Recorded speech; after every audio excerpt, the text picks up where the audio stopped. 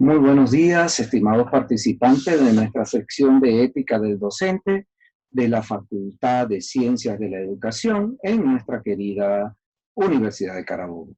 Quien les habla, el profesor José Tadeo Morales del Departamento de Filosofía y quien les acompañará en esta travesía por intentar plantear dos dimensiones que podemos asumir en la ética actual. Usted siéntase libre de cuál, puede asumir una, puede asumir la otra o puede asumir las dos. No son contradictorias. Eso es importante, porque realmente llegando a este punto es bueno que nos planteemos, ¿y ahora qué? ¿Cuál es la ética actual que estamos viviendo como ética? ¿O qué enfoques le podemos dar para nosotros intentar desde nuestra docencia asumir el camino de la ética? Desde nuestra docencia, asumir el, la ética en el sentido estricto, la ética en nuestro sentido de asumir principios y determinaciones. Por eso es que, en primer lugar, hablamos de la ética del docente y podemos fundamentarla o asumir el planteamiento ético desde aquello que planteaba la UNESCO en los 4 pilares para la educación del futuro, que esos 4 pilares eran aprender a ser, aprender a vivir juntos, es decir, el convivir, aprender a ser y aprender a conocer. Ciertamente los dos valores centrales estaban en el ser y en el convivir. Y es allí donde nosotros podemos darle un enfoque a la ética desde dos perspectivas o desde dos consideraciones. Una argumentación donde la ética sigue viviendo del elemento ontológico del hombre como ser abierto a los valores y, ¿por qué no?, centrar la ética en acuerdos de convivencia, de no dañar al otro y de que el otro no me dañe, de que podamos convivir juntos. Esto es importante. Es por eso que entre ese debate de lo individual y lo social y lo individual, en ese equilibrio presentamos estas dos perspectivas. Por un lado tenemos el problema del ser y la educación me tiene que llevar a desarrollar el ser. El ser individual, eso no es ningún pecado. Un ser individual que va a vivir en una sociedad. Por lo tanto, me realizo desde lo individual, pero tomando en consideración las limitaciones de lo social. Necesito lo social. Nadie vive solo. Incluso en la propia realización personal usted necesita una familia, por lo tanto necesita del otro. Como somos seres complementarios, necesitamos la complementariedad. Y en este sentido, entonces, surge lo ontológico, surge el problema del sentido. ¿Qué hago yo con mi realidad? ¿Y qué hago yo frente a mi realidad? Pero también mi realidad está inmersa en un constitutivo, en una estructura social que me puede llevar a decir, bueno, si usted no quiere realizarse como persona, si usted no asume esta perspectiva ética, usted puede llegar a los acuerdos. Usted tiene que vivir en un mínimo de consenso. Recuerden que una de las cosas importantes de la filosofía es el pensar. Y creo que aquí está la clave de la ética actual. Es decir, desde el punto de vista antropológico tenemos un yo que se realiza en un nosotros y un nosotros que necesita del cada yo. En este sentido tenemos esa doble polaridad. Por una parte tenemos la moral, la costumbre, la norma y la ley que cohesionan las sociedades, pero que esas tienen que surgir de los acuerdos, pero por otro lado tengo el principio en el cual yo asumo principios, valores, tomo la decisión, tomo la axiología. En este sentido, pues, nosotros llegamos a esos dos elementos fundamentales: el problema de los acuerdos y el problema del ontológico, de sobre qué principios establezco yo esos acuerdos.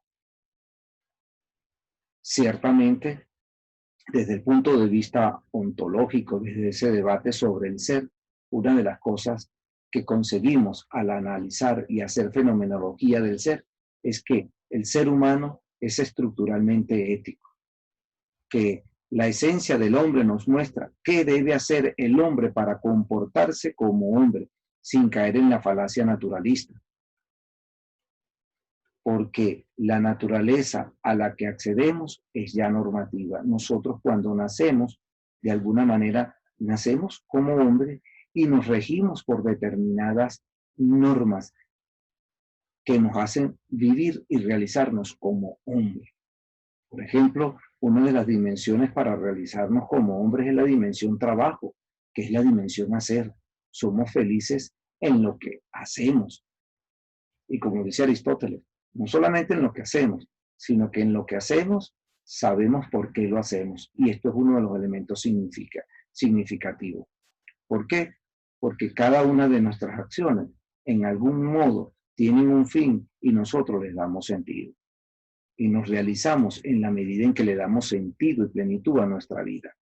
Por eso es que para Zubiri, de acuerdo con Corominas, dice que el método ético consistirá en remitir los conceptos de bien, felicidad, deber, obligación, no simplemente a la subjetividad kantiana, que prescribe imperativos categóricos, ni a una racionalidad histórica, sino a una ley natural, a hacer fenomenología, a ahondar en lo que es la naturaleza propia del ser humano. Y allí vamos a conseguir, sí, que la fundamentación última de los valores y las normas no se sitúan en usos y costumbres, pactos o consensos dialógicos, sino que de alguna manera, aunque lo hagamos, porque después vamos a plantear que sí, que pueden haber pactos, y debe haber pactos, y debe haber acuerdos, pero es porque el hombre de alguna manera y de alguna forma, por naturaleza, está llamado a la ética, que por naturaleza él elige su forma de vivir. Y esto teniendo presente la razón.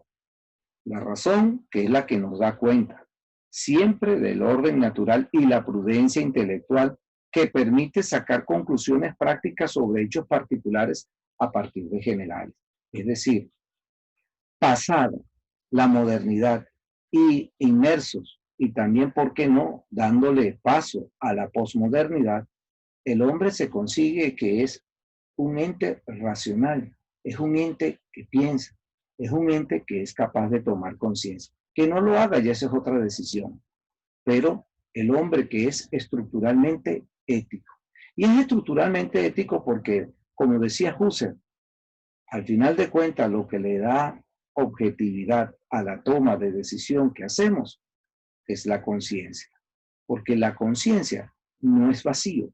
Conciencia significa con conocimiento, es decir, que usted conscientemente tiene conocimiento, eso es lo que significa conscientemente, y es lo que le da objetividad, y ya sabemos que Husserl, en cuanto a la fenomenología, ha sido un análisis interesante que hoy en ciencias sociales sobre todo investigamos, y es la conciencia la que le da objetividad a las cosas.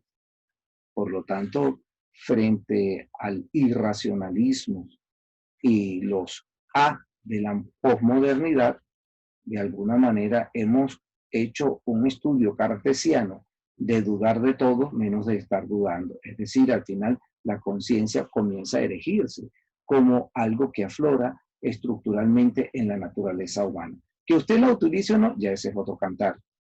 Por eso es que cuando se utiliza la conciencia como el elemento clave para dilucidar, para iluminar la realidad, aparecen los valores.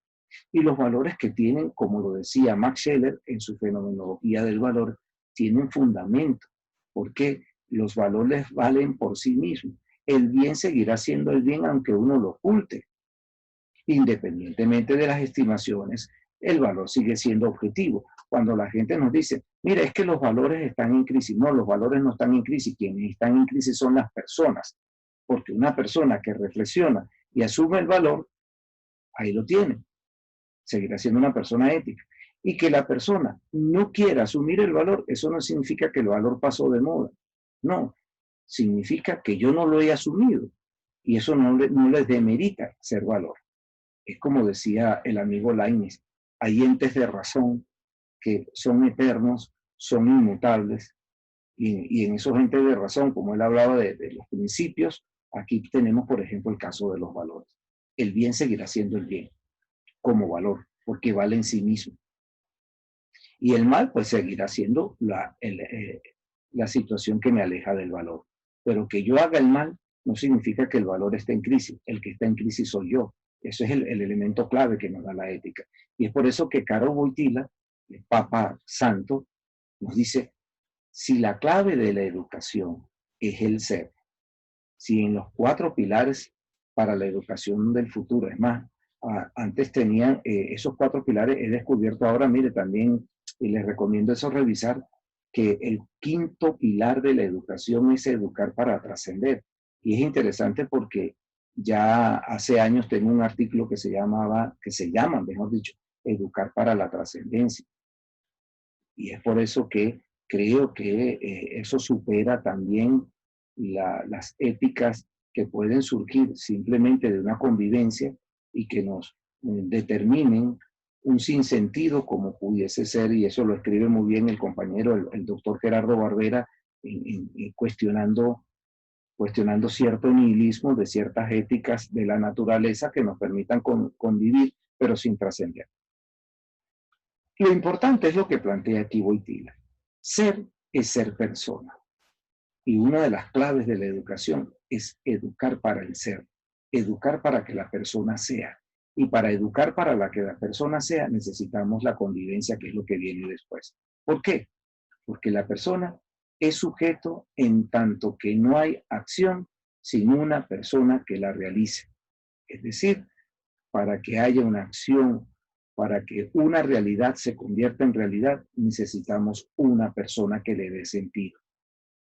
Y la persona es objeto en la medida en que es focalizada como objeto de conocimiento en la acción, es decir, deja de ser subjetivo y se convierte en algo objetivo, como dirección de la misma. Y se convierte en algo objetivo porque es la que toma la decisión de que eso se dé. Entonces, la persona es la que le da sentido y rumbo a las cosas. Y eso es clave, clave. Ciertamente habrá quien dice, bueno, mire, yo no quiero trabajar con esta ética, yo no quiero. Sin embargo, necesitamos el ser para darnos cuenta del otro pilar, el convivir. Y sobre la convivencia es que se dan esta racionalidad práctica. Estos dos señores, el señor Jürgen Habermas y el señor Karl Otto Apel, de ascendencia alemana, es decir, al final ellos son críticos del mismo marxismo porque se dieron cuenta de las insuficiencias de aplicar el método científico dialéctico del materialismo dialéctico a las comunidades. ¿Por qué? Porque las comunidades tienen maneras distintas y no son objetos, son sujetos. Y es por eso que la primera crítica que ellos hacen dice, bueno, tenemos que sustituir la filosofía de la conciencia. ¿Por qué? Porque cuando la gente no se quiere dar cuenta, no hay peor ciego que el que no quiere ver. O sea, cuando la gente no le quiere dar sentido a eso, dice él, entonces sustituir la filosofía de la conciencia típica de la modernidad por una filosofía de la interacción lingüística, es decir, de querernos encontrar. Si tú y yo nos queremos entender, tenemos que ponernos de acuerdo en el lenguaje, y en el lenguaje hay puntos de coincidencia que estos puntos tienen la significación tanto para uno como para otro, y por eso es que recoge aportaciones que provienen tanto de la filosofía analítica, de la filosofía del lenguaje, como de las corrientes filosóficas para las que igualmente el lenguaje es el principal objeto de estudio. Es decir, si nos comunicamos, si llegamos a acuerdos, si nos hablamos, el hablar tiene sentido. No hablar en el aire, como cuestionaron algunos, sino que para que haya una convivencia y para que haya una norma debemos llegar a acuerdos. Por eso es que ellos sí hacen este cuestionamiento de que el solicismo de la razón pura debería ser sustituido por la pluralidad de puntos de vista que componen la comunidad de hablantes. Es decir, llegaron a unos acuerdos. Lo que pasa es que para nosotros los latinos llegar a acuerdos no es tan fácil como para el mundo alemán. El mundo alemán, el mundo europeo, es el mundo de las verdades claras y distintas. Es decir, A es A y punto. En el mundo latinoamericano, A probablemente es A. Eso es una de las discusiones que tenemos. Y es por eso que en nuestra vivencia del no compromiso, entonces es difícil. Pero no obstante, esta ética tiene valor si la comunidad de hablantes pone los acuerdos mínimos sobre los tapetes. Por eso es que a partir de ahora ya no sería la conciencia, sino el lenguaje, el punto de práctica de la ética. ¿Por qué?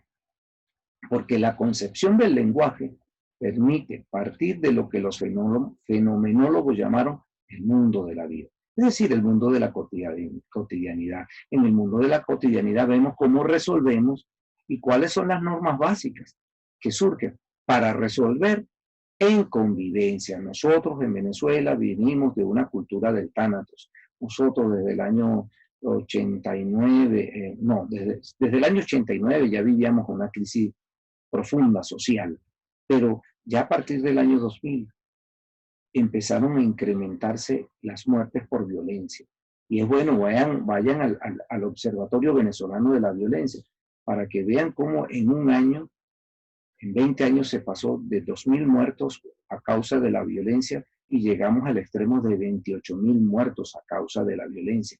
Y de estos muertos la mayoría eran jóvenes, jóvenes de nuestras barriadas caraqueñas, valencianas, barquisimetanas, etcétera, etcétera. Eran jóvenes de nuestras grandes urbes.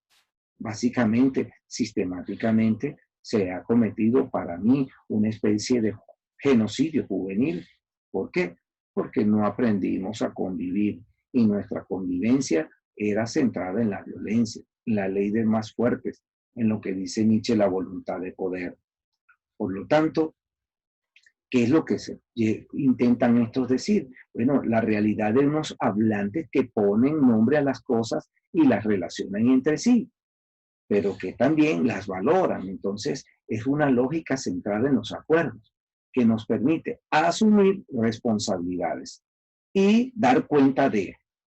Por lo tanto, si lo que nos une es un lenguaje como tal, la realidad lingüística que somos, ese vínculo común podría entenderse como garante de la objetividad del conocimiento, así como de la validez de las normas que nos damos para actuar correctamente y vivir en común. Y esto es clarito.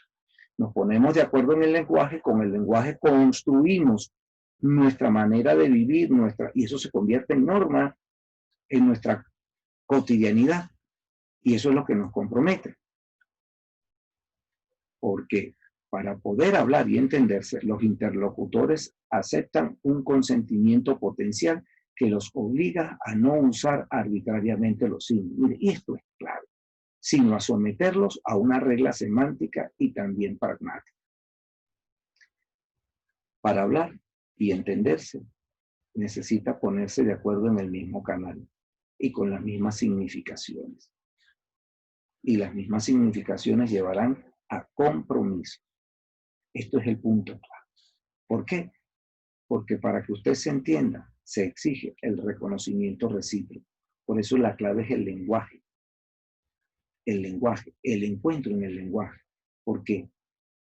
Para el encuentro en el lenguaje se requiere el diálogo. Y en el lenguaje, cada uno de las partes en conflicto o en acuerdos llegan a eso, a una interacción, a algo común. Dialogar significa reconocer al otro en tanto que otro y ponerse en el otro y desde el otro mirarse a sí mismo. El que dialoga está dispuesto a ceder. Quien no dialoga no cede. Y es por eso que en Venezuela no, insisto, no ha habido diálogo. Tanto unos como otros no han entendido lo que significa dialogar. Dialogar significa ponerse en lugar del otro y estar dispuesto a ceder. Quien no cede, no dialoga. Y eso es importante. Por eso es que el diálogo es un punto intermedio. No es que uno solo cede y el otro se impone. Diálogo significa punto intermedio de encuentro. Y pues no ha habido punto intermedio de encuentro. Estos puntos intermedios de encuentro es lo que podemos llamar, de acuerdo a Adela Cortina, los mínimos. ¿Por qué? Porque las éticas del diálogo invitan pues a la racionalidad, hacen una llamada a la razón con el fin de evitar aquellos irracionalismos subjetivistas que tuvieron como el nazismo y que hoy son la permanente tortura de Latinoamérica. Irracionalismo es imponer universales intereses individuales. Es decir, someter a los otros a lo que yo. Y es importante porque ella habla del nazismo, pero también hay que hablar del comunismo. Un hecho notorio son estudiar la historia de los polacos, quienes fueron primero, de alguna manera, en el siglo pasado, no en otro siglo porque también se han dado las perversidades, pero perversamente el siglo pasado Polonia sufrió el embate de los nazis y después sufrió el embate de los comunistas. Entonces, hay que estar claros aquí. Es decir, esos irracionalismos.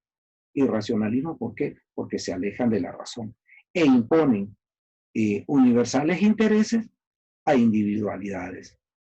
Entonces, aquí hay que estar muy claro en esto. Por eso es que la ética consiste en esclarecer el fundamento por el cual los juicios morales se presentan con pretensiones de moralidad y universalidad. Su objeto estriba en la forma de la moralidad. Y esto es proporcionar el procedimiento lógico que permita discernir cuando un contenido conviene a la forma moral. Claro, una vez que nos ponemos de acuerdo, entonces como comenzamos a pasar, asumimos el principio, le damos formalidad, lo convertimos en ley y lo convertimos en principio de convivencia. Por eso es que es moral.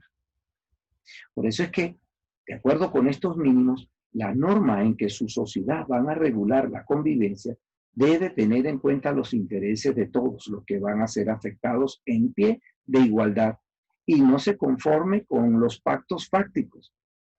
Por ejemplo, con pactos que supuestamente se dieron, los acuerdos que supuestamente se dieron. Esto nos lleva a la parte política también. Ojo, uno de los elementos clave de los acuerdos es que las personas sean conscientes de los acuerdos. Porque una de las cosas que hemos descubierto en filosofía política, el hecho de que usted vote no significa que usted esté decidiendo. A veces la decisión ya está tomada. Por eso es que requiere de la participación, requiere del consenso. Y esto es lo que en muchos aspectos se llama la famosa gobernanza. ¿Por qué? Porque no puede ser conforme con los pactos fácticos que están previamente manipulados y en los que no gozan todos del mismo nivel material y cultural ni de la misma información. Y esto es clave. Esto lo veremos en una clase extra que les voy a dar sobre el totalitarismo y la banalidad del mal. ¿Por qué?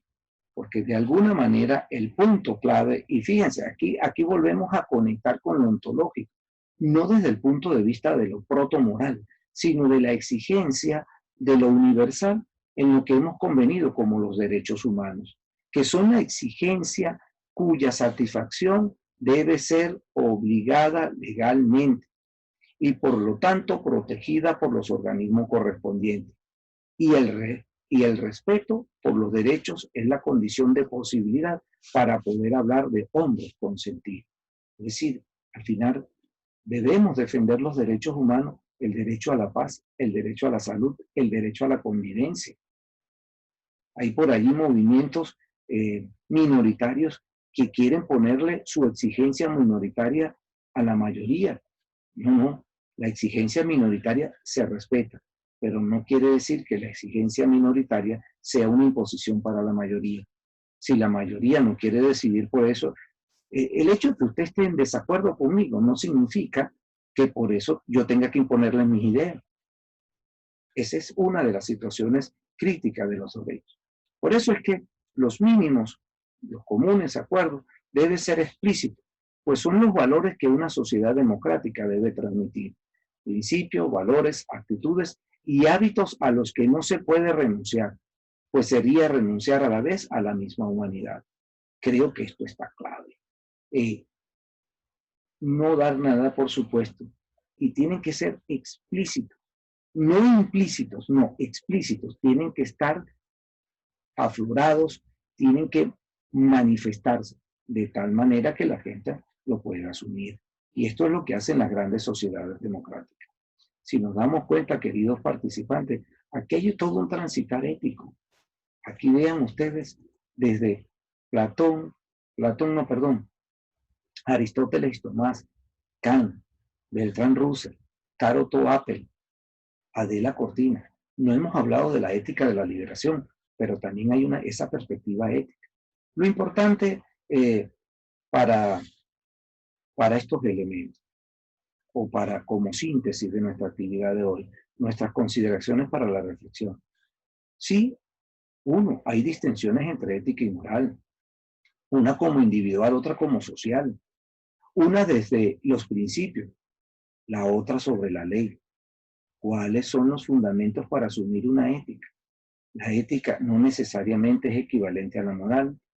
Ciertamente lo que sí podemos decir que la ética es una de las dimensiones de la filosofía y tiene un carácter teórico y debe darnos que pensar. Un carácter teórico y nos condiciona, nos cuestiona un carácter práctico. Queridos participantes, ciertamente aquí hay dos distinciones, nos faltarían otras, pero piense usted que de alguna manera necesitamos lo individual, necesitamos el ser persona en su individualidad para que se realice en colectividad y en los equilibrios. Usted puede dar respuesta desde lo ontológico, usted puede dar respuesta desde lo lingüístico. Lo importante es que se dé la reflexión. Gracias una vez más y seguimos con nuestras reflexiones. Nos vemos en nuestra próxima actividad académica. Hasta luego.